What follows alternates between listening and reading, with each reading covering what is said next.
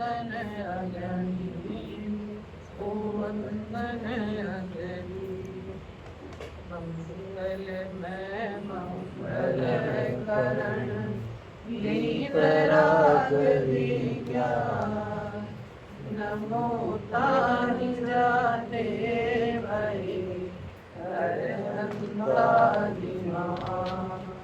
करि मंगल करियो नंद करण के तार जाते मिले समाज पावे निज बलराम पावे निज बलराम। हस्तानिका महापर्व का तृतीय दिवस व्याख्यानमाला के क्रम में 5वां अपना प्रवचन है। अपनी चर्चा चल रही है मोक्ष की प्राप्ति। हमने अपना ध्येय बनाया कि हमको मोक्ष को प्राप्त करना है। अब जिस मोक्ष को हमें प्राप्त करना है उसका उपाय क्या है, उस उपाय की चर्चा करते हुए आचार्य कल्प पंडित प्रवर श्री टोडरमल जी मोक्ष मार्ग प्रकाशक के 90 अधिकार में मोक्ष का उपाय बता रहे हैं कि पुरुषार्थ से मोक्ष की प्राप्ति। तो अब वो पुरुषार्थ ये जीव कैसे करेगा और इन 5 समवायों में इसका पुरुषार्थ कैसे घटित होगा उसकी चर्चा हम यहाँ पर कर रहे हैं। टोडरमल जी सम्यक दृष्टि ज्ञानी जीव थे, सबको उनका जीवन ख्याल है ना। जब वो सम्यक ज्ञान चंद्रिका की टीका लिख रहे थे तो उनकी माँ जो भोजन डेली उनको भोजन देती थी, एक दिन उन्होंने माँ से कहा कि आज इसमें दाल में नमक नहीं है। तो माँ ने उत्तर दिया, लगता है आज तुम्हारी टीका पूरी हो गई। तो उन्होंने बोला कि मैंने तो बोला दाल में नमक नहीं है और आप कह रही हो कि तुम्हारी टीका पूरी हो गई, तो कैसे आप ऐसा क्यों कहते हो? तो माँ ने उत्तर दिया कि नमक तो मैं 6 महीने से नहीं डाल रही हूँ, दाल में नमक तो मैं 6 महीने से नहीं डाल रही हूँ, लेकिन आज तुम्हें ख्याल में आया। इसका मतलब कि तुम्हारा जो कार्य चल रहा था इसके अंदर तुम्हारा उपयोग लगा हुआ था, वो कार्य तुम्हारा पूरा हो गया। होता है ना लौकिक में, मतलब अपन जैसे जो भी बच्चा IAS की RAS की तैयारी करता है तो बिल्कुल क्या दिन का रात का सब तरह का बिल्कुल भेद खत्म हो जाता है ना, बाहर क्या चल रहा है। हमारे टाइम पे एक हमारे सीनियर थे, UPSC की तैयारी कर रहे थे, तो उन्होंने क्या किया, अपना आधा सर मुड़वा लिया। क्या किया, बाल होते ना तो आधे तो बाल रखे और आधा क्लीन कर लिया।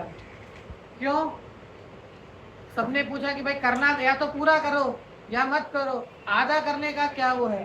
बोला कि ये आधा किया है ना तो इससे मुझे शर्म आएगी, मैं किसी के सामने नहीं जाऊंगा, कोई घर में रिश्तेदार आएंगे तो घर वाले मुझे उनके सामने जाने नहीं देंगे। तो मेरा जो उपयोग है ना, मेरा जो समय है, वो मेरा समय, ये जो मैं जिसकी तैयारी कर रहा हूँ ना, मैं जिस पढ़ाई की तैयारी कर रहा हूँ, मेरा पूरा समय उसी में लगेगा।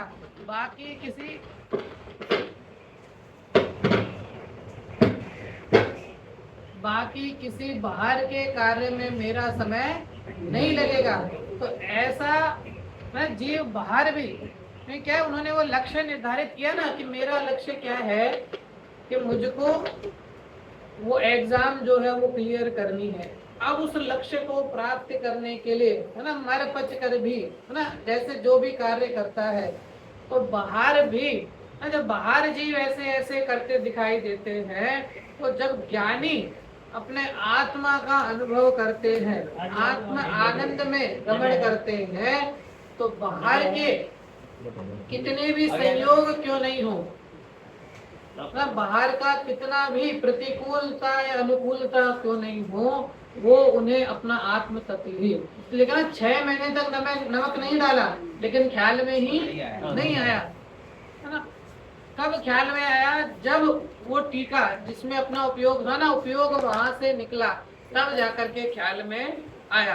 तो ऐसे टोडरमल जी के द्वारा विरचित ये मोक्ष मार्ग प्रकाशक की अपनी चर्चा चल रही है। कल हमने जो समाधान पढ़ा था उसको पढ़ते हुए फिर आगे अपन चर्चा करेंगे। प्रश्न क्रमांक है 324। अब तो सबको पेज नंबर ख्याल में आ ही जाएंगे। 324 323 नंबर पे समाधान पढ़ते हुए आगे। जब ये प्रश्न पूछा गया ना, जब ये प्रश्न पूछा गया कि कल भी हमने बोला था ना कि ये प्रश्न झगड़ा ये नहीं है कि गाड़ी पानी से चलती है कि नहीं चलती। झगड़ा क्या है कि गाड़ी पेट्रोल से चलती है कि नहीं चलती ना। झगड़ा इस बात का है कि वास्तव में ये जो कार्य हो रहा है, मोक्ष रूपी जो कार्य हो रहा है, उसका वास्तविक कारण क्या है। कल हमने कारण की वर्णन देखा था ना, कारण कई प्रकार के। इसमें क्या लिखा समाधान में, एक कार्य के होने में अनेक कारण मिलते हैं ना। समाधान है ना, एक कार्य के होने में अनेक कारण मिलते हैं सो मोक्ष का उपाय बनता है। वहां तो पूर्वोक्त तीनों ही कारण मिलते हैं, है ना। ये ख्याल में रखना, तीन कारण मतलब कौन कौन से, कि जब भी यहाँ लिखा ना मोक्ष का जब उपाय बनता है तो तीनों ही कारण, मतलब एक में तो ले लिया काल लब्धि भवितव्यता, दूसरे में लिया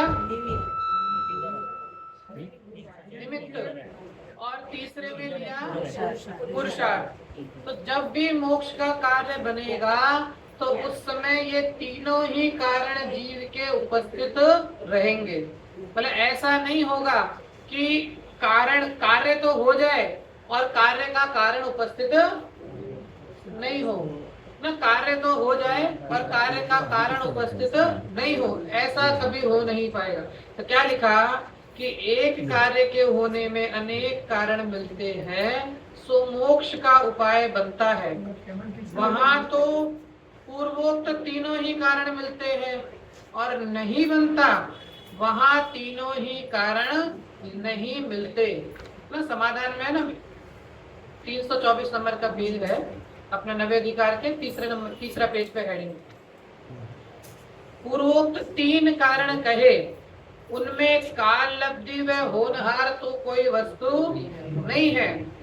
जिस काल में कार्य बनता है वही काल लब्धि, और जो कार्य हुआ वही होनहार, तथा जो कर्म के उपशमादिक हैं वह पुद्गल की शक्ति है, उसका आत्मा कर्ता हर्ता नहीं है।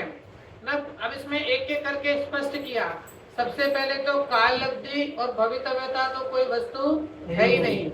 फिर जो कर्म के उपशम आदि हैं वो पुद्गल की शक्ति है, उसमें तेरा अर्थात जीव का कुछ चलता है नहीं। फिर कहा तथा पुरुषार्थ से उद्यम करते हैं सो यह आत्मा का कार्य है ना। हमको किसका उपदेश देते हैं, जो हमारा कार्य है ना उसी का उपदेश देंगे। तो लिखा कि पुरुषार्थ से उद्यम करते हैं सो यह आत्मा का कार्य है, इसलिए आत्मा को पुरुषार्थ से उद्यम करने का उपदेश देते हैं। मैंने लिखा ना आप उपदेश क्यों देते हो, तो यहाँ कह रहे हैं पंडित जी कि तेरा जो कार्य है ना, आत्मा का जो कार्य है वो पुरुषार्थ का ही है। अपने साथ में 8 कर्म लगे हुए हैं, है ना। 8 कर्म है ना, 4 घाती 4 अघाती। अब उसके अंदर अघातिया जो कर्म है, अघातिया कर्म तो किनके भी हैं, अनंत भगवान के भी हैं, है ना। मैं खड़ा हूँ और यहाँ 8 कर्म खड़े हैं, बराबर है। अब वो 8 है और मैं अकेला हूँ तो ऐसा लगता है ना मैं कमजोर हूँ। वो 8 है और मैं अकेला हूँ तो मैं कमजोर हूँ।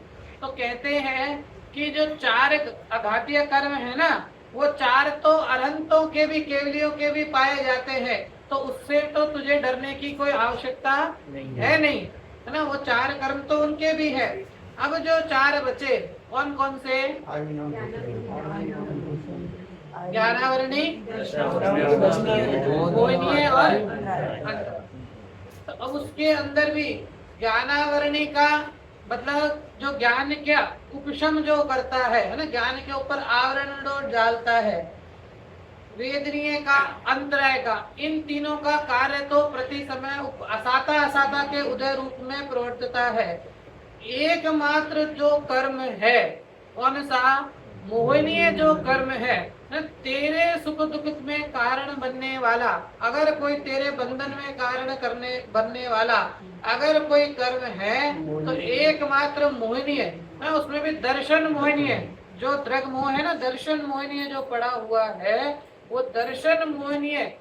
तो वो ना अब वो अकेला है और मैं भी अकेला हूँ, क्योंकि बाकी के कर्म तो कोई दुख सुख में निमित्त बनते नहीं है ना। बाकी के जितने भी कर्म है, ज्ञान कभी दुख का कारण हो सकता है ना, हम माने है ना कि अब एक बार ऐसे मैंने किसी को, जैसे उदाहरण है ना, तो एक बार ऐसे सभा में उदाहरण दिया कि आप में से किसी की दुकान होगी ना, जिसका भी व्यापार दुकान हो, तो अब जैसे यहाँ दादर मार्केट में किसी की दुकान है और वो यहाँ प्रवचन में बैठा है ना, प्रवचन में बैठा है।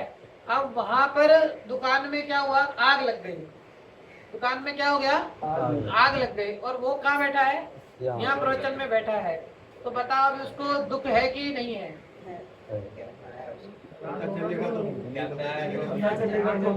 हाँ, मतलब उत्तर यही आया ना कि पता ज्ञान में आया तो दुख, मतलब दुख का कारण क्या हो गया, ज्ञान नहीं। समझ में आया? वापस से बोलता, आपकी दुकान थी, मार्केट में आपकी दुकान थी, अब वो दुकान जल रही है ना, आप यहाँ शांति से बैठे हैं, आपको पता नहीं है, अब वो जल जाए राख हो जाए आपको कुछ पता नहीं, बराबर है। उतने में आपका बेटा भागा भागा आया, अरे पिताजी आप कहाँ बैठे हो, वहां तो दुकान जल रही है, वहां तो दुकान में आग लग रही है। अब बताओ ये क्या करेगा, है ना, उठेगा, उठ के दौड़ के सीधा दुकान के वहां पहुंच जाएगा, और फिर वहां पे जाके रोएगा पीटेगा जो भी, अरे हाय मैं जल गया। जल कौन रही है, दुकान रही है, लेकिन बोलते ना हाय मैं मर गया, हाय मैं जल, ऐसा है ना, कोई अपना ममत्व माना है ना, अपनी मानी है। अब वो जल रही है तो अपने को क्या लगा कि जब तक पता नहीं था ना तब तक तो आनंद था, जैसे ही ज्ञान हुआ वैसे ही दुख शुरू हो गया, बराबर है। अब थोड़ा आगे वो खड़ा खड़ा रो रहा है, उतने में दूसरा लड़का आया कि अरे पिताजी क्यों रोते हो, ये दुकान का सौदा तो हमने एक दिन पहले ही, मतलब कल रात को इसका सौदा हो गया, हमने तो उसको टोकन, उसने तो टोकन भी दे दिया, ये लो टोकन की मनी, ये दुकान तो कल रात को ही बिक गई। अब बताओ दुकान चल रही है कि नहीं चल रही? दुकान चल रही है कि नहीं? इंश्योरेंस होगा तो भी दुख तो होगा ही, पहले तो दुख होगा ना, कि बाद में चलो उसका पैसा कम मिलेगा, वो क्लेम पास होगा नहीं होगा, कितना पास होगा, करोड़ों का जला कितना पास हुआ, क्या हुआ, कितने पेपर करने पड़ेंगे, है ना, इधर तो तत्काल फायदा होगा। हाँ, अब वो दुकान बिक गई, अब बताओ दुकान जल रही है कि नहीं जल रही? जल रही है। लेकिन ये जीव अब कैसा हो गया, है ना, बिल्कुल शांत हो गया। अब है ना, अब जले तो जले, उससे मुझे कोई मतलब नहीं है ना, अब जले। अब इसमें क्या बताना चाह रहे हैं कि ये जो संयोग है ना, जो द्रव्य है संयोग है, वो तो वही का वही है, उससे थोड़ा और आगे लेके जाओ, है ना। तीसरा बेटा आया, उसने आकर कहा अरे पिताजी वो जो सौदा किया था वो रात, अभी आप तो प्रवचन में बैठे थे, उसका फोन आया और उसने कहा कि मैं तो सौदा नहीं कर सकता, मैं तो कैंसिल। अब बता, तीनों अवस्थाओं में दुकान चल रही है कि नहीं चल रही है? दुकान तो चल रही है ना, दुकान तो वही है ना, द्रव्य वही, क्षेत्र वही, काल वही, सब जो परिवर्तन तेरा जो भाव का परिवर्तन है, जो कि तूने क्या माना है उस दुकान में, ये जो जल रही है ना, वो किसकी दुकान है? मेरी दुकान।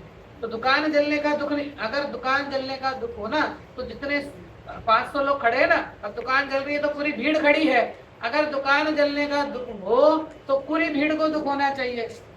अगर दुकान जलती देख करके दुख हो ना, तो किसी को तो, कोई तो सामान्य ठीक है होगी, किसी की जल रही है, कोई आपका रिश्तेदार है तो उसको थोड़ा दुख, अरे इनकी दुकान जल गई, ऐसा है ना। कोई ज्यादा घनिष्ठ है उसको ज्यादा दुख, आपको और ज्यादा दुख, है ना, तो ऐसा। लेकिन वास्तविक दुख किसका है? तो ज्ञानी तुझे कहते कि जो वास्तविक दुख जो है ना, वो कोई संयोग का नहीं है, तो तेरी भूल है है ना, कि मैंने इस माइक को पकड़ लिया और मैं कहूं कि माइक ने मुझको पकड़ लिया, तो गलती किसकी, माइक की मेरी, है ना। अब वो आपकी गलती, आपने पकड़ा किसकी गलती में। तो ऐसे जितने भी संयोग है ना, अब ये सब संयोगों में लगा लेना, हमारे पास में जितने भी संयोग हैं, है ना, पुत्र, मकान, स्त्री, घर, दुकान, जितने भी संयोग है, वो सब संयोग कैसे हैं, है ना, मैंने उनको क्या कर रखा है, पकड़ रखा है। पकड़ रखा है मतलब मेरी मान्यता में, मेरी बुद्धि में, ज्ञान में वो सब संयोग कैसे हैं, मेरे हैं, है ना। मुझे अपना घर हमेशा याद रहता ना, अभी आंख बंद करके भी देखना चाहूँ तो मैं मेरा घर देख सकता हूँ कि नहीं देख सकता, है ना। इतना अच्छे से मुझे मेरा घर ख्याल है पर देखने के लिए। तो यहाँ तो आचार्य कल पंडित टोडरमल जी तुझे वास्तविक तेरा जो घर है ना, मोक्ष जो तेरा घर है, उस मोक्ष में जाने का उपाय बताते हैं। लिखा ना कि जो मोक्ष का कार्य है उसमें काल लब्धि और भवितव्यता का तो रोना कभी रोना ही नहीं। पंडित जी ने पहले ही हटा दिया कि तू ये लेकर बैठे ना कि जब मेरी काल लब्धि होगी तब मोक्ष होगा, है ना, जब मेरी भवितव्यता होगी तब मेरा मोक्ष होगा। तो वो बात तो है ही नहीं, क्योंकि जब भी मोक्ष होने होगा उस समय तेरी काल लब्धि भी होगी, उस समय तेरी भवितव्यता भी होगी, और उस समय उस जाति के कर्म का क्षय भी होगा। तो अब जो तेरा कार्य है, अंतिम पंक्ति में लिखा ना, पुरुषार्थ से उद्यम करते हैं सो यह आत्मा का कार्य है। आत्मा का कार्य क्या है, पुरुषार्थ नहीं, मात्र पुरुषार्थ नहीं, पुरुषार्थ से उद्यम करना। और अब आगे स्पष्ट करेंगे कि वो उद्यम मतलब क्या, क्योंकि हमने बोल दिया कि क्या आत्मा का कार्य क्या है, पुरुषार्थ करना। तो पुरुषार्थ तो सभी जीव कर रहे हैं और प्रति समय कर रहे हैं, है ना। जितना भी सुबह से लेकर शाम तक हम कार्य करते हैं उसमें पुरुषार्थ है कि नहीं है, कौन सी शक्ति है,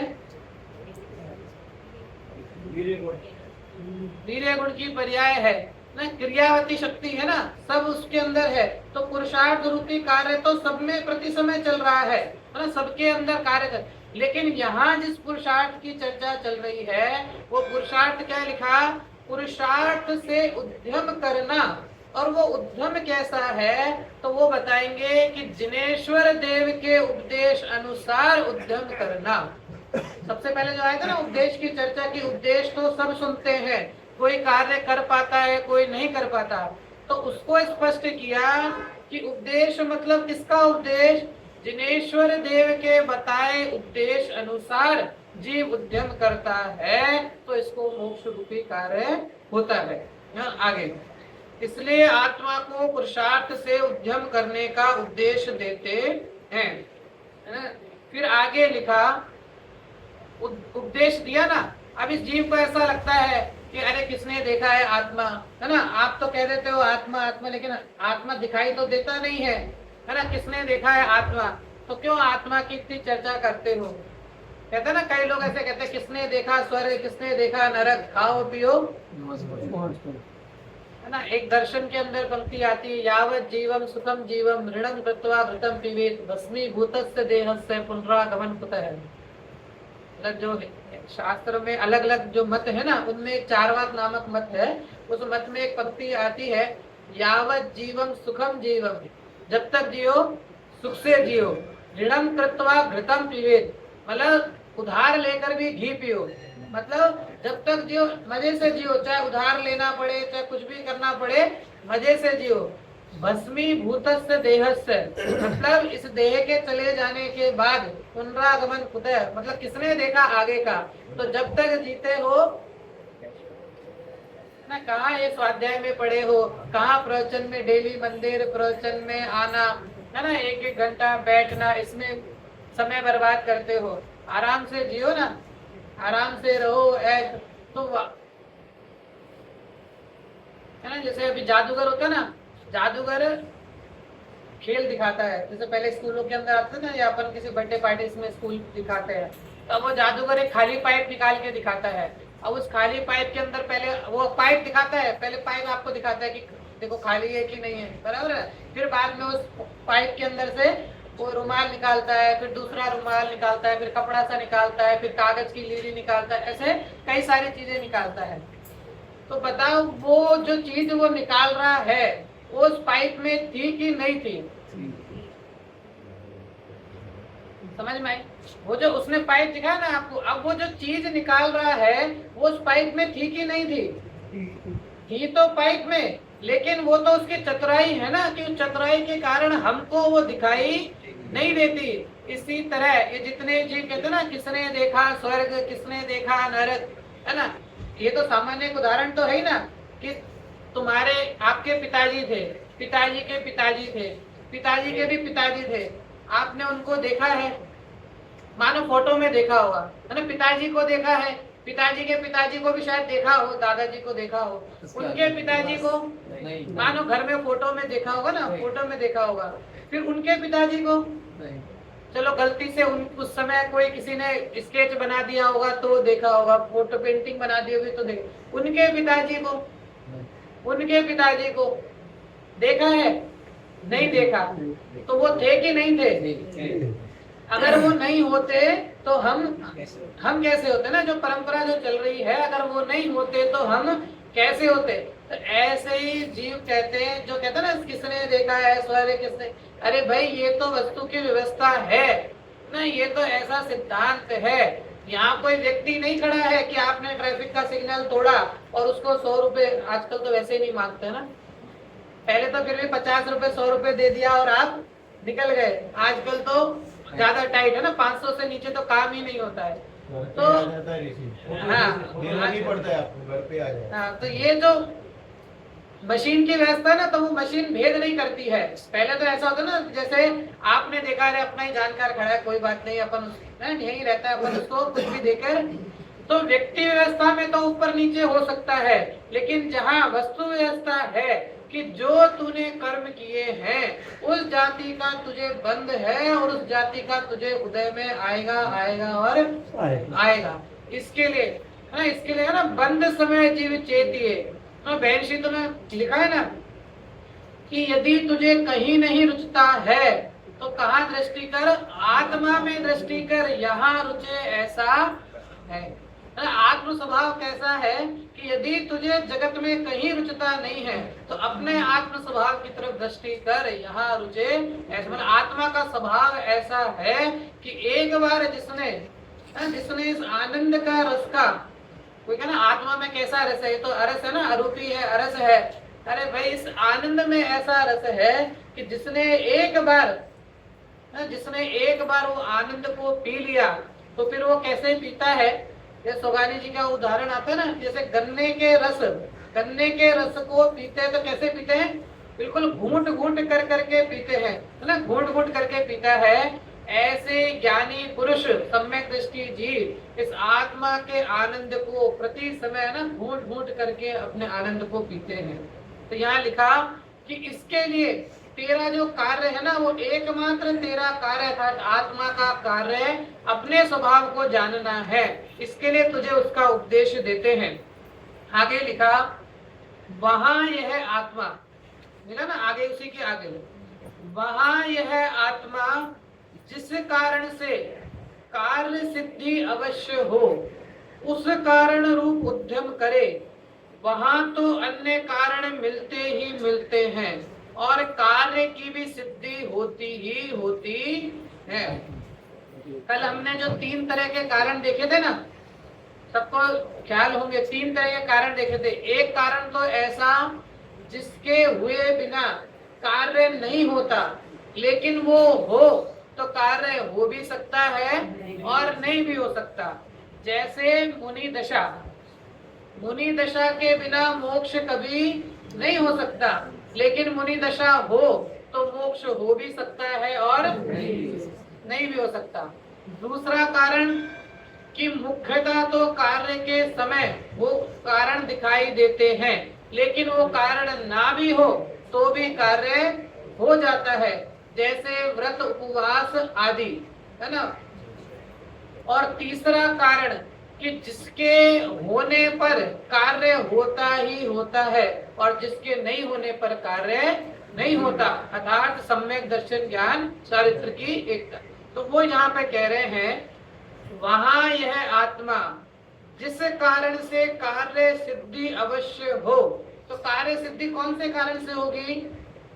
जो अपने तीसरा कारण बताया ना, सम्यक दर्शन ज्ञान चारित्र रूपी जो कारण है, तो वहां यह आत्मा जिस कारण से कार्य सिद्धि अवश्य हो उस कारण रूप उद्यम करे, वहां तो अन्य कारण मिलते ही मिलते हैं।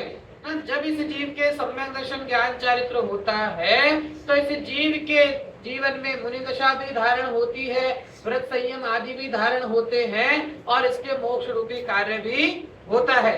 वहां तो अन्य कारण मिलते ही मिलते हैं और कार्य की भी सिद्धि होती ही जाती है, तथा जिस कारण से कार्य की सिद्धि हो अथवा नहीं भी हो, है ना, बाकी के जो दो कारण है ना, जिस कारण से कार्य की सिद्धि हो अथवा नहीं भी हो उस कारण रूप उद्यम करे, वहां अन्य कारण मिले तो कार्य सिद्धि होती है, ना मिले तो सिद्धि नहीं होती। मतलब अब इस जीव ने मुनि दशा तो अंगीकार कर ली, लेकिन सम्यक दर्शन ज्ञान चरित्र नहीं है, तो इसका जो मोक्ष रूपी कार्य है वो सिद्ध नहीं होगा।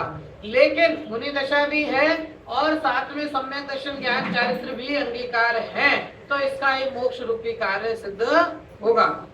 अंतिम वापस से, जिस कारण से कार्य की सिद्धि हो अथवा नहीं भी हो उस कारण रूप उद्यम करे, वहां, है ना, जिस कारण से कार्य की सिद्धि हो भी और नहीं भी हो उस रूप अगर जीव पुरुषार्थ करता है, तो यदि वहां अन्य कारण मिलते हैं तब तो कार्य सिद्धि होती है, नहीं मिलते तो सिद्धि नहीं होती है। तो जीव के परिणाम है किस समय ना, अभी वर्तमान में हमको लग रहा है कि ना इतना पापी जीव है, और कुछ क्षण के बाद ही, मैंने एक दिन आपको नाम बताया था ना, कामी कीचक की जो कथा है ना, पांडवों के साथ में जो कथा आती है कीचक की, कि कीचक ने जब द्रौपदी को देखा, है ना, जब अज्ञातवास चल रहा था ना पांडवों का, तो अज्ञातवास के समय सब भेष बदल के रह रहे थे, है ना, कोई नर्तकी के रूप में रह रहा था, कोई दासी के रूप में रह रही थी, ऐसे।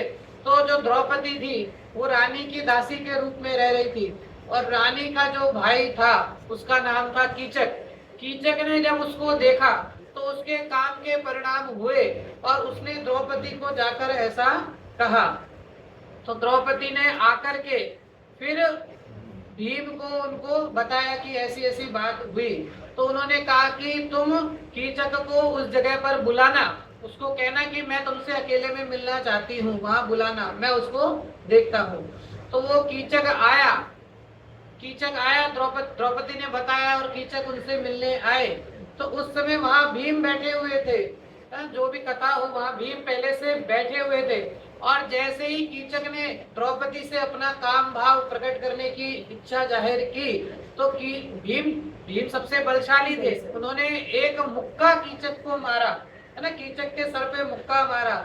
जैसे ही मुक्का लगा वैसे ही कीचक को ऐसा अंदर से लगा कि अरे मैं राजा, इतना बलशाली, मैं इतना राजा, इतना सब संपत्ति का धारी, और इस छोटे से काम भाव के कारण मुझे, है ना, पिटना पड़ रहा है, मुझे दुख सहन करना पड़ रहा है।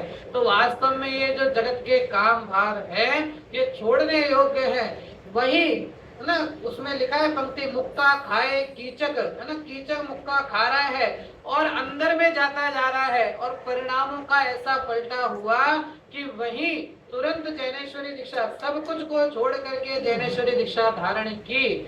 और कुछ ही समय में, है ना, एक समय पहले का कामी कीचक, एक समय बाद का मुनि कीचक, कुछ ही समय में इतने अंदर चले गए, इतने अंदर डूब गए कि 4 घाती कर्मों का नाश किया, केवल ज्ञान की प्राप्ति हो गई, है ना। एक समय पूर्व का कामी कीचक, एक समय बाद का मुनि कीचक, एक समय बाद का केवली कीचक, और कुछ समय पश्चात पूर्ण दशा था सिद्ध दशा की प्राप्ति कर ली।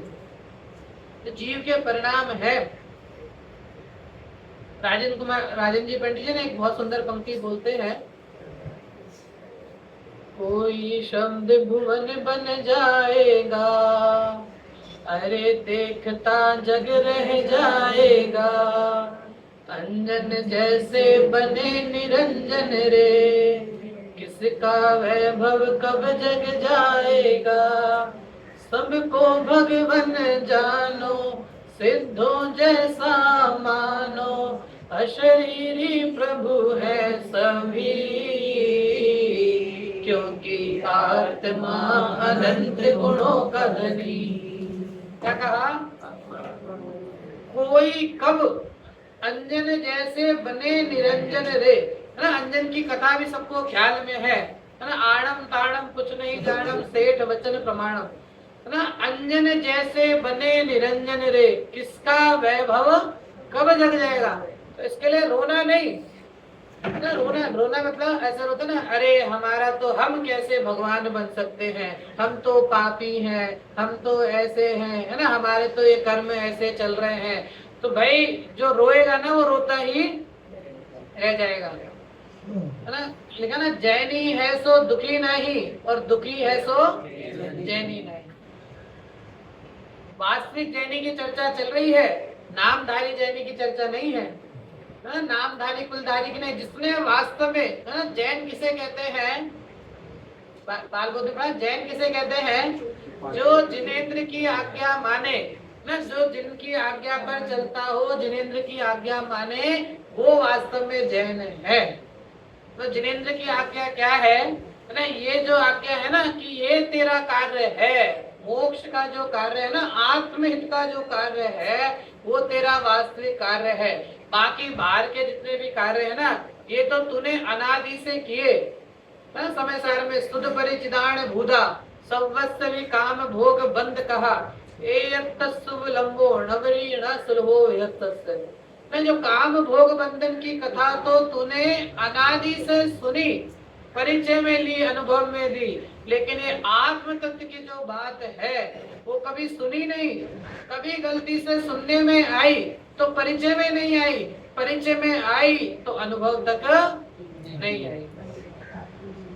सुनना और परिचय का अंतर समझते ना। एक होता है जानना और एक होता है पहचानना। एक होता है जानना और एक होता है पहचानना, कि मैं आपको जानता तो हूँ लेकिन मैं आपको पहचानता नहीं हूँ। जानते तो हम जैसे जितने भी सामान्य सबको जान रहे हैं, लेकिन पहचानना मतलब उसको विशिष्ट रूप से उसका ज्ञान होना कि ये कौन है, क्या है, रिश्ते, सब कुछ का। तो ऐसे ही आत्म तत्व की जो बातें हैं ना, बाहर से तो हम जान ली, लेकिन आत्म तत्व की बातें एक तो शुद्ध, सबसे पहले तो इतना पुण्य का उदय होना कि वो जिनवाणी कान में पड़ी। गुरुदेव जी कितनी बार कहते थे कि भाई ये बातें है ना, इस काल में काने पढ़ना भी बहुत मुश्किल है, दुर्लभ है ना। इस काल में सत्य तत्व की बातों को कान में पढ़ना भी है ना, इतना पुण्यहीन नहीं होना कि जिनवाणी सुनने को नहीं मिले, इतना क्षोभहीन नहीं होना कि जिनवाणी समझ में नहीं आए, और इतना पुरुषार्थहीन नहीं होना कि जिनवाणी अपने अंदर ना उतरे। तीन बातें कही। सबसे पहला, इतना पुण्यहीन नहीं होना। पुण्यहीन मतलब कि अभी पुण्य का उदय है ना, सर तरह से अनुकूलता है तो हम यहाँ पर आकर जिनवाणी सुन रहे हैं। अगर पुण्य का उदय नहीं होता, असाता का उदय होता है ना, कोई रोग घेर लेता या कुछ ऐसे कोई भी कारण हो जाता तो हम जिनवाणी सुन नहीं पाते। तो लिखा कि इतना पुण्यहीन नहीं होना कि जिनवाणी सुनने का, देव दर्शन करने का अवसर नहीं मिले। इतना क्षोभहीन नहीं होना। क्षोभहीन मतलब कि ज्ञान इतना मंद नहीं हो जाए कि हमको जिनवाणी समझ में ही नहीं आए, तो इतना क्षोभहीन नहीं होना। और तीसरा कहा, इतना पुरुषार्थहीन नहीं होना कि जो जिनवाणी सुन रहे हैं, पढ़ रहे हैं, वो हमारे अंदर में उतरे नहीं। वो अंतिम पंक्ति में वो चौथी गाथा मोड़ी तो लिखा है, उपलब्धि केवल सुलभना, मतलब अपने आत्म तत्व है कि ऐसा दुर्लभ तत्व है कि इसकी उपलब्धि, मतलब आत्मा है तो मेरे पास, लेकिन फिर भी मुझसे कितना दूर है कहाँ? सबसे नजदीक है ना, शरीर से भी नजदीक है ना। शरीर में कौन सा, मुझ में और शरीर में कौन सा संबंध है? अभाव नहीं पूछ रहा हूँ, संबंध पूछ रहा हूँ। एक क्षेत्रावत है। ये सब चीजें ना टर्मिनोलॉजी की याद होनी चाहिए ना। कई बार मैं कुछ भी ऐसे, अभाव क्या है, संबंध कौन से है ना, कौन कौन से संबंध है, एक क्षेत्रावत संबंध है, संयोग सिद्ध संबंध है ना। जितने भी ये बाहर के संयोग है उनसे कौन सा संबंध है? संयोग सिद्ध संबंध है। अभाव कौन सा? एक द्रव्य का दूसरे द्रव्य में, द्रव्य कौन है, गुण कौन है। ये बेसिक चीजें ना जैन धर्म की, जो कहते हैं ना फंडामेंटल, ये फंडामेंटल किसी भी चीज का, धर्म का फंडामेंटल हमको ख्याल होना चाहिए। तो ऐसा नहीं हो कि हम बार बार तो कि भाई बाहर से तो कह दिया कि भाई आत्मा ऐसा है। कल मैंने कहा ना कि बस हाथ पे हाथ धर लिया कि आत्मा ऐसा है, आत्मा है। भाई वास्तविक तत्व क्या है? क्योंकि आत्मा की बात, अच्छा कहते ना, अभी अपन ट्रेन में जाते हैं, आप जैसे राजस्थान जाओ, ट्रेन में जाओ, दिल्ली जाओ, कहीं भी जाओ, तो जैसे ट्रेन में गाना बजाने वाला आता है। अब वो ट्रेन में गाने बजाने वाला, आप जैसे बूढ़े बूढ़े मतलब ओल्ड एज के लोग बैठे हैं, तो वो आके वहाँ पे भजन गाने शुरू करता है, भजन सुनाता है। तो ऐसा लगता है कि भाई इसको बहुत ज्ञान है ना, धर्म का बहुत ज्ञान है। आगे गया, थोड़ा सा आगे गया, वहाँ पर कॉलेज के बच्चे बैठे हैं, तो वहाँ पर वो फिल्म का गाना गाने लगता है। तो ये तो उसकी, वो तो सामने को देख कर अपना पलटता है। तो ऐसे ही कह रहे भाई तेरी हालत ऐसी तो नहीं है ना, गंगा तटे गंगा दास, जमुना तटे जमुना दास। तेरी हालत ऐसी तो नहीं है कि तू आत्मा बैठ करके, है ना, सभा में बैठ कर तो कहता है कि हाँ आत्मा ऐसा है, मोक्ष हित रूप है, मोक्ष ही जाना है, बाहर में क्या रखा है। और फिर जब जैसे बाहर गया, है ना, 8:15 बज गए और बोला शाम को कि चलो प्रवचन का टाइम हो गया। अरे प्रवचन तो रोज होते हैं ना, थोड़ा अभी है ना ग्राहकों की लाइन लगी है, थोड़ा इनको निपटा ले, 10-15 मिनट बाद चले गए तो कौन सा क्या बिगड़ जाएगा? कहीं ऐसा तो नहीं है। मतलब रुचि वास्तव में अपने आप को जानने की लगी है कि नहीं लगी है। तो वो यहाँ पंडित जी कह रहे हैं कि अगर तेरा कुछ कार्य है तो एकमात्र आत्महित ही तेरा कार्य है, इसके लिए तुझे उपदेश दिया। और अगर तू उस उपदेश अनुसार कारण को प्रकट करे, वापिस से वो पूरा करेगा, पढ़ रहा हूँ। यह आत्मा, वहां यह आत्मा जिस कारण से कार्य सिद्धि अवश्य हो, उस कारण रूप उद्यम करे, वहां तो अन्य कारण मिलते ही मिलते हैं और कार्य की भी सिद्धि होती है। मतलब जब हम सम्यक दर्शन की प्राप्ति करेंगे तो सम्यक दर्शन की जीव को प्राप्ति होगी, तो निकट काल में ही सम्यक दर्शन सम्यक ज्ञान के साथ में सम्यक चारित्र भी अंगीकार होगा, अर्थात तो मुनि दशा भी धारण होगी और इस जीव का मोक्ष रूपी कार्य भी होगा। फिर जिस कारण से कार्य की सिद्धि हो अथवा नहीं भी हो, उस कारण रूप उद्यम करे, है ना। मतलब दूसरे कारण रूप उद्यम करे, तो अगर वहां पुण्य के उदय से अन्य कारण मिल जाए, अर्थात सम्यक दर्शन आदि मिल जाए, तो कार्य की सिद्धि होगी। यदि नहीं मिले तो कार्य की सिद्धि नहीं होती है, ये बात है। अब आगे, सो जिनमत में जो मोक्ष का उपाय कहा है, मैंने कहा ना किसकी चर्चा चल रही है? जिनमत में। जिनमत अर्थात जिनेंद्र भगवान के द्वारा जो बताया हुआ मार्ग है, उस जिनेंद्र भगवान के बताए मार्ग में जो मोक्ष का उपाय कहा है, इससे मोक्ष होता ही होता है। जिनेंद्र भगवान के द्वारा बताए अनुसार अगर जीव मोक्ष का प्रयास करता है तो इसके मोक्ष होता ही होता है, तो निश्चित है। जिसे कहते हैं ना अपन, एक बार वंदे जो कोई, ताहि नरक पशु घटी नहीं हुई। मतलब डिसाइड कर लिया ना, कहाँ की वंदना करना? सम्य शिखर की वंदना करना। अब लिखने वाले ने तो क्या भाव से लिखा था ना, एक बार बंदे जो कोई, ताहि नरक पशु गति नहीं होई। मतलब पहली बात तो कि किस भाव से वंदना करना, है ना। अभी तो हम बस कंप्लीट करने के लिए है ना, वो पहाड़ अरे इतना ऊंचा है और थोड़ा, कब पूरा होगा, कब पूरा होगा, एक बार नीचे आ गए, नीचे आने में भगवान बस। कई लोग तो ऐसा ऐसा भी कहते सुनते हैं, जैसे अपने साथ में यात्री होते हैं ना, जब आप वंदना कर रहे हो तो कई लोग तो भगवान आपको यही जगह मिली, है ना, भगवान आपको इतना ऊपर ही जाकर मिला, थोड़ा नीचे ही बैठ जाते, है ना, इतने ऊपर जाकर बैठे जो अपने को इतना गिरनार की यात्रा करने जाओ, शिखर जी की यात्रा करने जाओ तो कैसा लगता है, भगवान थोड़ा नीचे उस, फिर ऐसा लगता है, ऐसे कहता है अवगाहना भी थी ना, हाँ। अवगाहना भी थी। कई लोग ऐसा बोलते हैं कि भाई आप तो ठीक है, आप तो बहुत बड़े थे, अफगाना थी, लेकिन हम लोग तो क्या कर रहे हैं ना, अब इतना ऊंचा चढ़ना, ये करना, तो लेकिन अब लिखा है ना कि एक बार बंदे जो कोई ताई नरक पशु गति नहीं, अब भाई बचना है ना नरक पशु, तो क्या करना, शिखर जी की एक बार वंदना कर लेना है ना भाई, ये तो परिणामों की बात है ना, जीव के परिणाम, तो भी गति तो हुई ना, नरक पशु गति नहीं हुई, बाकी गति तो हुई ना, और हम तो किसके लिए निकले हैं, समस्त गतियों से पार, जो पंचम गति है ना, जिसके लिए पंचम गति समय सार के पहले कलश की टीका के भाव में लिखा है ना, पंचम गति, ये तो आत्मा जो है, ये जो मोक्ष जो है, ये आत्मा के है ना प्रति छंद के स्थान पर है, प्रति छंद मतलब प्रतिध्वनि, है ना, आप पहाड़ की चोटी के ऊपर चिल्लाओ आत्मा, तो आपको वापस से आवाज क्या सुनाई देगी, आत्मा, आत्मा।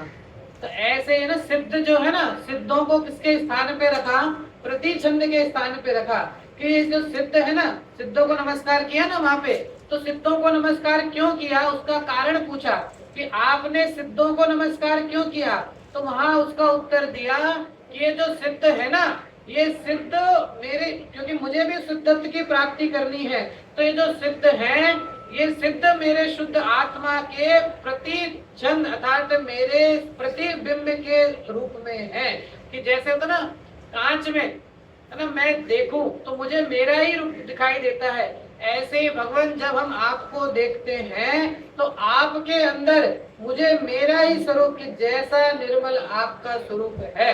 इसके लिए कहा कि जिन प्रतिमा के दर्शन है ना हमें अपने दर्शन कराते हैं, कि ये वो अवस्था है जिस अवस्था को मुझे प्राप्त करना है, तो वो अवस्था जो मोक्ष है, तो मोक्ष के उपाय में लिखा कि जो जिनेंद्र भगवान का है ना, सो जिनमत में जो मोक्ष का उपाय कहा है, अब उसकी चर्चा होगी कि जिनमत अर्थात जिनेंद्र भगवान ने मोक्ष का उपाय क्या बताया है, ये तो बिल्कुल साइंटिफिक चलेगा, भले आपके मन में जितने भी प्रश्न होंगे वो प्रश्न यहाँ पर पंडित जी स्वयं उठाएंगे और उन प्रश्नों का उत्तर भी आपको देंगे, कि जैसे लिखा ना कि उपदेश क्यों देते हैं, फिर उस उपदेश का उत्तर आया, तो अब यहाँ कहा कि जिनेंद्र भगवान के उपदेश अनुसार तू कार्य करेगा तो तुझे मोक्ष होगा, है ना। आगे जिनमत में जो मोक्ष का उपाय बताया है, इससे मोक्ष होता ही होता है, इसलिए जो जीव पुरुषार्थ से, है ना, पुरुषार्थ से, क्योंकि तीन चीज तो पहले ही माइनस हो गई, 5 समवाय में से स्वभाव तो सदा काल मेरे साथ में है, अब जो 3 बातें बताई, काल लब्धि, भवितव्यता और निमित्त, इन तीनों को पंडित जी ने नकार दिया, तो अब जो अंतिम जो पुरुषार्थ बचा, वो पुरुषार्थ कैसा है, उसके लिए लिखते हैं, इसलिए जो जीव पुरुषार्थ से जिनेश्वर के उपदेश अनुसार मोक्ष का उपाय करता है, क्या लिखा, जो जीव, जीव मतलब मैं, है ना, जीव मतलब जीव द्रव्य में, जो जीव पुरुषार्थ से जिनेश्वर के उपदेश अनुसार अर्थात केवली ने दिव्य ध्वनि में जो उपदेश दिया, है ना, केवलियों के दिव्य ध्वनि में जो उपदेश आया, उस उपदेश अनुसार मोक्ष का उपाय करता है, तो उसके काल लब्धि वह होनहार भी हुए और कर्म के उपशमादिक भी हुए हैं, तब वह ऐसा उपाय करता है ना। इस काल में साता से ज्यादा असाता का उदय वर्तता है ना, देखा, इस काल में, ये जो वर्तमान काल है ना, इस वर्तमान काल में जीव के साता से ज्यादा असाता का उदय वर्तता है, लेकिन असाता के काल में भी जीव, जैसे सीता जी ने कहा था ना राम के लिए मंत्री को जो वो दिया था कि जैसे दुनिया के कहने पर मुझे तो छोड़ दिया, लेकिन किसी अन्य के कहने पर धर्म को नहीं छोड़ना, तो ऐसे ये कह रहे कि असाता का कितना ही उदय हो, लेकिन ना धर्म अर्थात, क्योंकि ये धर्म ही है जो हमें वास्तव में संबल देता है। अभी जितने भी हम उदाहरण देखते हैं ना, किसी ने मतलब सुसाइड कर लिया, अभी 4-5 दिन पहले हुआ ना अपने यहाँ भाईंदर रेलवे स्टेशन के पास में, एक पिता और पुत्र ने रेलवे की पटरी के सामने लेट करके, मतलब जैसे रेल आई सामने लेट करके जान, तो क्यों ऐसा क्यों होता है इस जीव के, कि जब उस जीव को, क्योंकि संसार तो दुख रूपी है, इस संसार में सुख तो मिलने वाला है नहीं, जब इस जीव को दुख की पराकाष्ठा इतनी हो जाती है, हमने देखा था ना कि मर कर भी सुखी होना चाहता है, इसी में देखा ना नवे अधिकार के पहले प्रारंभिक प्रवचन में, कि वो जीव जड़ होकर के मर कर के भी सुखी होना चाहता है। उसने क्या मान लिया है कि मैं मर जाऊंगा ना तो मैं क्या हो जाऊंगा, क्योंकि जितने दुख है ना उन दुखों का नाश हो जाएगा ना। इतनी एक तो वैसे अपने ना कि स्वयं हत्या, आत्महत्या सबसे बड़ा पाप है ना। ये मनुष्य भव मिला है कर्णा योग में, उंगलियों के पोरे पे गिने इतना तो मनुष्य भव, इतना ही मनुष्य भव मिलता है ना। बाकी गतियां तो अपने एक दिन देखा था ना, कर्णा योग की अपेक्षा से अनंत जीव राशि में से घट घट के तुझे वो मनुष्य पर्याय मिली। इस मनुष्य पर्याय में भी तुझे उत्तम क्षेत्र, आर्य क्षेत्र, उत्तम कुल, ये सब मिला। और इतना मिलने के बाद भी है ना, ये दुर्लभ अवसर मिलने के बाद अगर तू व्यर्थ में ही है ना, व्यर्थ में ही अगर तू अपना ये अवसर गंवा दे तो भैया सच में है ना, तुझसे बड़ा है ना तेरा अभागा, तुझसे बड़ा अभागा दूसरा कोई नहीं। क्योंकि ये देह तो वास्तव में, ये देह आदि तो छोड़ के जाने वाली है, लेकिन जब तक ये अवलंबन रूप में साथ है तब तक जो तेरा कार्य है वो तेरा कार्य करते। श्रीमद जी ने लिखा ना, श्रीमद जी ने मुनि दशा के बारे में लिखा कि जब वो सिंह मुनिराज जंगल में है ना निर्भीक होकर के ध्यान में बैठे हैं और सामने से सिंह आ रहा है, तो क्या लिखा, जाने पाम्या परम मित्र नो योग योग। मानो क्या लगता है कि सामने से कौन आ रहा है, शेर नहीं आ रहा है, कौन आ रहा है, परम मित्र आ रहा है। परम मित्र क्यों, क्योंकि वो किसको खाएगा, इस शरीर को खाएगा ना। और ये शरीर तो मेरा क्या है, शत्रु है, मेरा है नहीं, ये शरीर तो मेरा शत्रु है। तो शत्रु का शत्रु मेरा मित्र, ये तो इस शरीर को ही खाने वाला है ना। मैं तो इस शरीर से भिन्न कोई अविनाशी तत्व हूँ, मेरा तो कभी नाश हो नहीं सकता। तो जितने भी बात है ना, तो जब उस समय जीव ऐसा ज्ञान लक्ष्य में करता है तो ऐसा सिंह आदि पे मुनिराज जंगल में बैठे हों, कैसे वो निर्भीक विचरण, क्योंकि उनको ये ख्याल है कि जितने भी बाहर की चीजें हैं ये तो क्या है, ये तो मेरे शरीर आदि को ही नुकसान पहुंचाएगी ना। मैं तो इन सब से कैसा हूँ, भिन्न तत्व हूँ। मैं तो कैसा भेद विज्ञान हो गया ना, उनके भेद विज्ञान की जो कला है। नाटक समय सार के अंदर पंडित बनारसी दास जी ने लिखा सम्यक दृष्टि की स्तुति करते हुए, वेद विज्ञान जग्यो जिनके घट शीतल चित्त भयो जिमि चंदन केलि करे शिव मार्ग में जग माहि जिनेश्वर के लघु नंदन। क्या लिखा, भेद विज्ञान जग्यो जिनके घट, जिनके घट अर्थात हृदय में भेद विज्ञान, भेद विज्ञान समझते हैं ना, अपना और पराया है ना, अपने पराये का जो भेद विज्ञान है, स्वयं और पर का भेद विज्ञान जिनके हृदय में प्रकट हुआ, वो जीव क्या है, केली करे शिव मार्ग में। केली मतलब क्रीड़ा करना है ना, जैसे एक बालक क्रीड़ा करता है ना, सब कुछ भूल करके वो जब खेलता है, क्रीड़ा करता है, ऐसे ही सम्यक दृष्टि जीव इस मोक्ष के मार्ग में केली करे शिव मार्ग में और जग माहि जिनेश्वर के लघु नंदन। जग में रहते हुए भी कौन है, जिनेश्वर के लघु नंदन है। लघु नंदन मतलब पुत्र है, जिनेश्वर के कौन है, पुत्र हैं।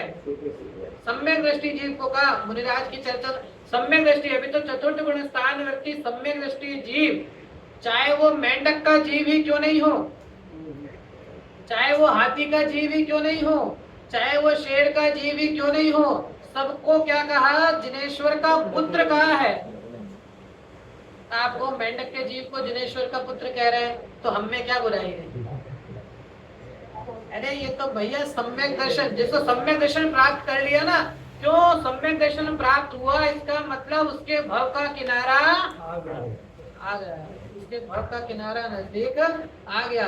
एक बार सम्यक दर्शन हो गया ना, तो वो सौधर्म इंद्र भी उसके सामने नतमस्तक होता है। नहीं तो सम्यक दर्शन भैया कोई अलौकिक चीज है, सम्यक दर्शन कोई ऐसा नहीं, कोई अलौकिक चीज है ना। आदरणीय ब्रह्मचर्य सुमत प्रकाश जी तो कहते हैं, सम्यक दर्शन हमसे कितनी दूर, हम जितने अपने से दूर। क्या कहा? सम्यक दर्शन हमसे कितनी दूर, हम जितने अपने से दूर। बिल्कुल स्पष्ट है ना, जितने हम अपने से, अपना मतलब मैं जितना अपने स्वभाव से दूर हूँ उतना ही दूर मेरे लिए सम्यक दर्शन। जिस समय जिस काल में मैं अपने स्वभाव को जान जाऊंगा उस समय मेरा सम्यक दर्शन रूपी कार्य भी हो जाएगा। और नक्की, यहाँ तो शास्त्र में नक्की रूप में कहा कि एक बार तू आत्मा को जान तो सही, इस आत्म तत्व का आनंद का। जैसे अभी आम का सीजन गया ना, आपूस आम का सीजन गया है ना, यहाँ तो वैसे ही गुजरात में और गुजरातियों में तो आपूस की इतनी वो रहती ना, आपूस बिना तो चलता ही नहीं है, बिल्कुल डेली चाहिए ही चाहिए है ना। रस तो कैरी नो रस तो જોઈએ, हाँ रस पूरी तो बिना रस के तो मतलब घर में जब देखो जब आपको मिलेगा ही मिलेगा, और रस खा करके आ हा है ना, जैसे बिल्कुल आनंद आता है। तो भैया यहाँ कह रहे इस आत्म में ऐसा रस है कि एक बार इस रस में तू डुबकी लगा लेना तो ऐसे आनंद की आहा जो निकलेगी ना, जो ज्ञानी जी के वास्तव में आत्म आनंद ऐसा है, उसके आगे जगत का सारा रस फीका लगता है। ऐसा आत्मा का रस है। तो वो आत्मा कैसे प्राप्त होती है, तो उसका उपाय बताया कि जो जिनमत में मोक्ष का उपाय कहा है, इससे मोक्ष होता ही होता है। इसलिए जो जीव पुरुषार्थ से, है ना, अब क्या बताया, पुरुषार्थ करना, लेकिन कैसा पुरुषार्थ करना कि जो जीव पुरुषार्थ से जिनेश्वर के उपदेश अनुसार, है ना, कंडीशन क्या लगाई, जिनेश्वर के उपदेश के अनुसार, बाकी किसी का उपदेश नहीं लेना। मैंने पहले भी कहा था उपदेश देने वाले तो हजारों है ना, दुकानें तो हजारों खुली पड़ी हैं, लेकिन हमको डिसाइड करना है हमें किस दुकान का माल खरीदना है। तो क्या लिखा, जो जीव पुरुषार्थ से जिनेश्वर के उपदेश अनुसार मोक्ष का उपाय करता है, उसके काल लब्धि व होनहार भी हुए। जब तू जिनेश्वर के उपदेश अनुसार कार्य करेगा, तेरी काल लब्धि भी आएगी, तेरी भवितव्यता भी होगी, और कर्म के उपशमादिक भी हुए हैं, तो वह ऐसा उपाय करता है। इसलिए पुरुषार्थ से मोक्ष का उपाय करता है तो उसको सर्व कारण मिलते हैं, है ना। पुरुषार्थ से मोक्ष का उपाय करता है तो उसको सर्व कारण मिलते हैं और उसके अवश्य मोक्ष की प्राप्ति होती है, ऐसा निश्चय करना। मतलब अब ये डिसाइड हो गया कि डिसाइड क्या हुआ, हमने स्टार्ट कहाँ से किया था कि मोक्ष में जाना है। अब मोक्ष में जाना है तो किस कारण से जाएंगे, तो वहां पर अनेक अनेक तरह के कारण बताए कि काल लब्धि है, भवितव्यता है, निमित्त है, पुरुषार्थ है, स्वभाव है। तो यहाँ बताया कि इसमें काल लब्धि कुछ नहीं है, भवितव्यता कुछ नहीं है, निमित्त में तेरा कुछ चलता नहीं है, तो तेरा जो स्वभाव है उस स्वभाव को तू प्राप्त करेगा तो कैसे करेगा कि पुरुषार्थ के द्वारा। जब तू जिनेश्वर देव के उपदेश अनुसार पुरुषार्थ करेगा तो तेरे बाकी के सर्व कारण भी वहां मिलेंगे और तुझे अवश्य मोक्ष की प्राप्ति होती है, ऐसा निश्चय करना। भले ये नक्की हो गया कि ये जिनेश्वर देव के उपदेश अनुसार अगर हम चलेंगे तो हमें मोक्ष होगा, लेकिन अभी यहाँ छोड़ेंगे नहीं, मतलब एकता डिसाइड, अभी तो और इसको पूरा खोलेंगे कि जिनेश्वर देव का उपदेश कैसा है और तू कैसा समझता है। ये पंक्तियां पढ़ते हुए आगे समाप्त करेंगे। तथा जो जीव पुरुषार्थ से मोक्ष का उपाय करता नहीं करता, उसके कालब्धि होनहार भी नहीं और कर्म के उपशमादिक भी नहीं हुए हैं, तो यह उपाय नहीं करता। इस मतलब दोनों अपोजिट बात है ना। अगर वो करता है तो इसका मतलब उसकी कालब्धि भी आ गई, उसकी भवितव्यता भी आ गई, उसके निमित्त भी आ गए। वो नहीं कर रहा है, इसका मतलब अभी उसकी कालब्धि भी नहीं आई है, भवितव्यता भी नहीं बची है और कर्म आदि के निमित्त भी नहीं है। इसलिए जो पुरुषार्थ से मोक्ष का उपाय नहीं करता है, उसको कोई कारण नहीं मिलते हैं। मतलब मुख्य कारण क्या हुआ? पुरुषार्थ। जो पुरुषार्थ से मोक्ष का उपाय नहीं करता, उसको कोई अन्य कारण भी नहीं मिलते और उसको मोक्ष की प्राप्ति नहीं होती है, ऐसा निश्चय करना। तो इस तरह पंडित जी ने स्पष्ट किया कि पुरुषार्थ तो तुझे करना है, लेकिन तेरे पुरुषार्थ की दिशा क्या होनी चाहिए? ये बाहर के संयोग नहीं होने चाहिए, ये बाहर का व्यापार नहीं होना चाहिए क्योंकि ये तो क्या है, ये तो सब तुझे एक ना एक दिन छोड़ के चले जाने वाले हैं। ठीक है ना युगल जी, बाबूजी ने तन धन को साथी समझा था, पर ये भी छोड़ चले जाते। मतलब धन संयोग ये दूर की बात, तन जो मेरे सबसे निकट है ये भी कैसा है, ये भी मुझे छोड़कर चले जाने वाला है। तो इन संयोगों की तरफ से कार्य नहीं, जो जीव जिनेश्वर देव के उपदेश अनुसार मोक्ष का कार्य करता है, उसके कालब्धि भी आती है, भवितव्यता भी आती है और कर्म आदि के उपशम भी होते हैं, तब उसके ये कार्य होता है। प्रश्न पढ़ते हैं, समाधान फिर सायंकाल के प्रवचन में करेंगे। कि अभी जो शिष्य है ना, उसने हार नहीं मानी है। वो मतलब मैंने कहा था ना एक दिन कि शिष्य है ना, शिष्य भी कोई ऐसा अनाड़ी शिष्य नहीं बैठा है। पंडित जी के सामने जो शिष्य बैठा है ना, वो शिष्य मतलब कोई ऐसा नहीं है कि आकर उठकर बैठ गया हो।